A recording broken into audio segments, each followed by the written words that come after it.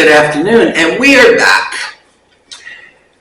As I said in the introduction, my name is Larry Sinclair, and this is my educational yet entertaining video series titled How Not to Be Sued for Libel for Dummies.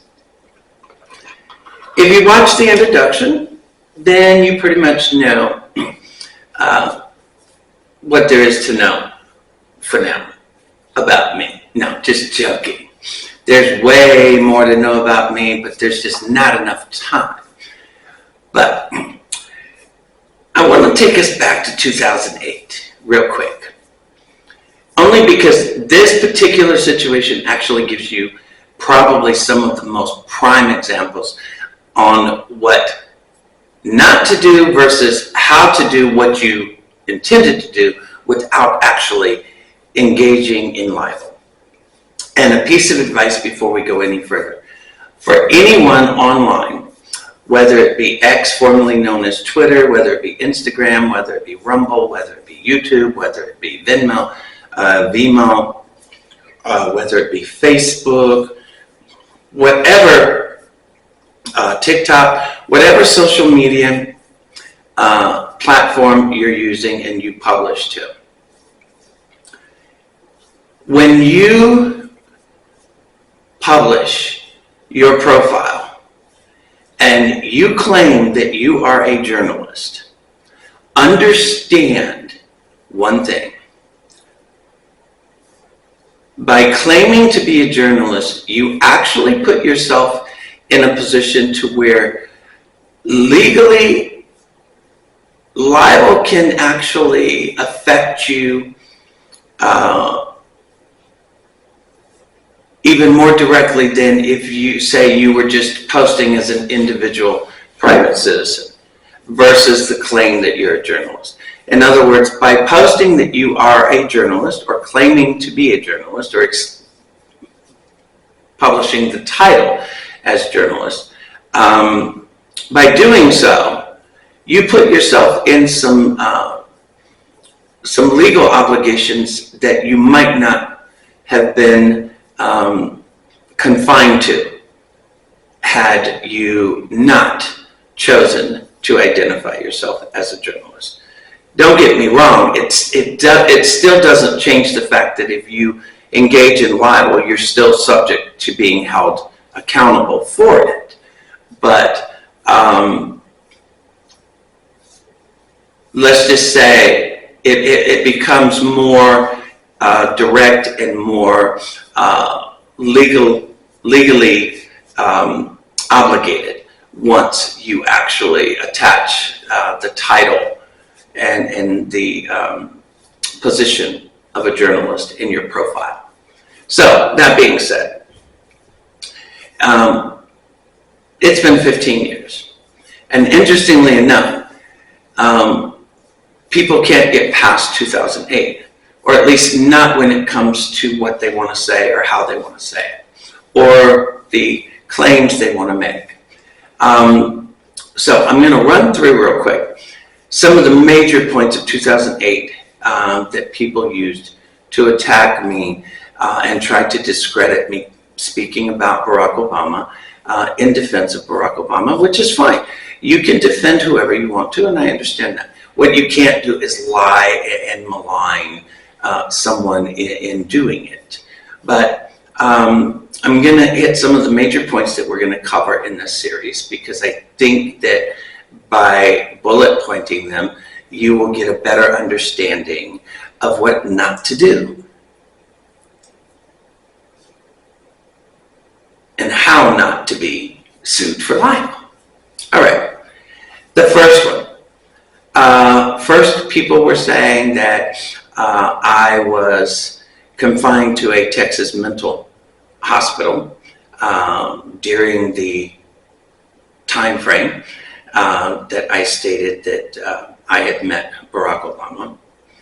Then it was that I have this horrible criminal history, which, by the way, I do have a criminal past, and I actually made that very well known up front. But we'll get to that because that, too, is how people ended up engaging in libel.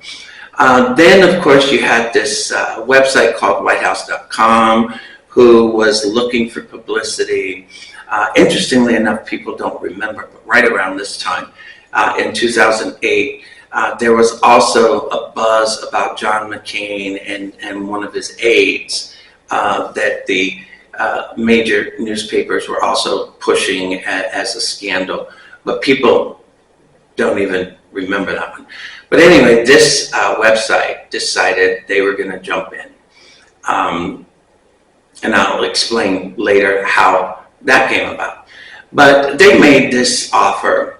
They published it saying that we're going to get to the truth, $100,000 to Larry Sinclair to take and pass a polygraph test.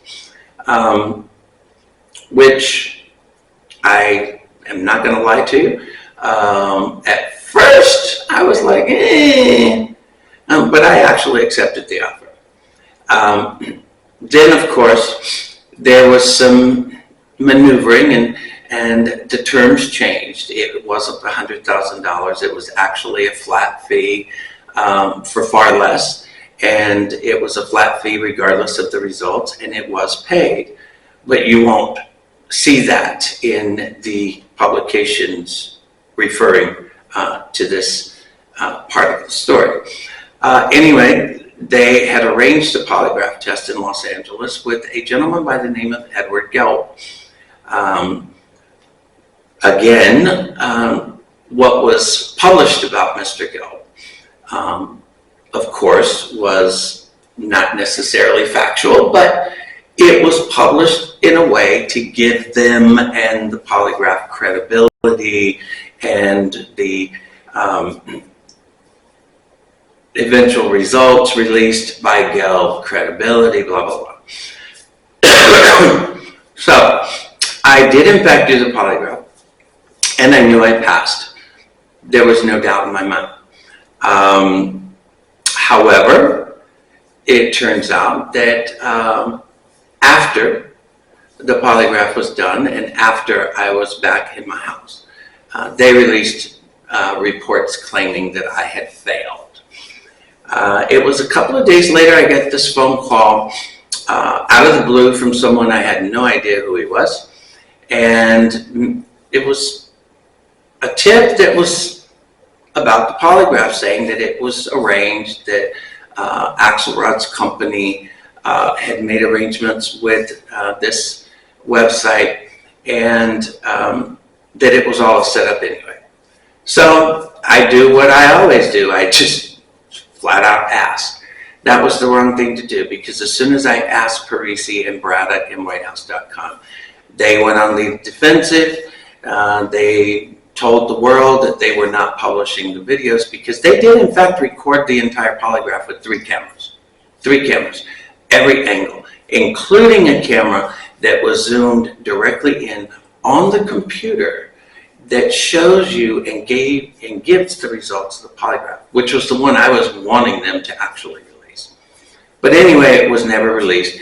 So, of course, you know, the media and the press and everybody wanting to defend Obama, hey, he took a polygraph, he failed, blah, blah, blah. This is Ed Gelb, world renowned, blah, blah, blah, PhD. Okay.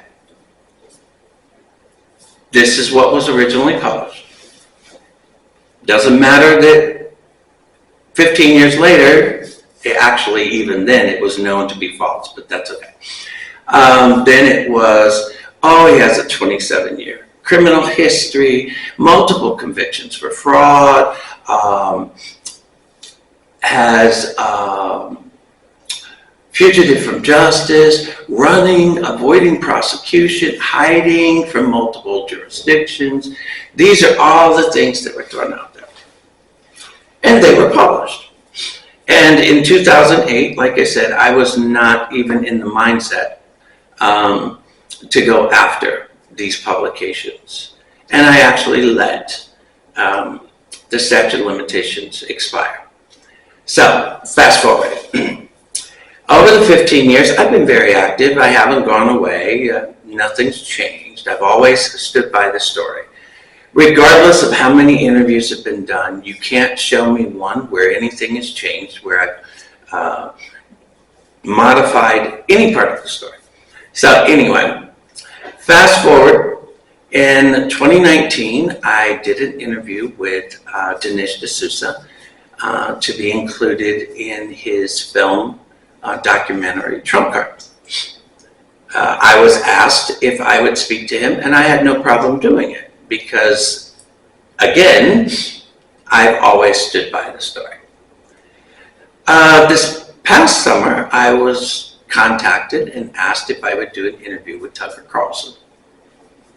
I was kind of shocked, to be honest with you, because I didn't think Tucker Carlson had any interest in me or the story.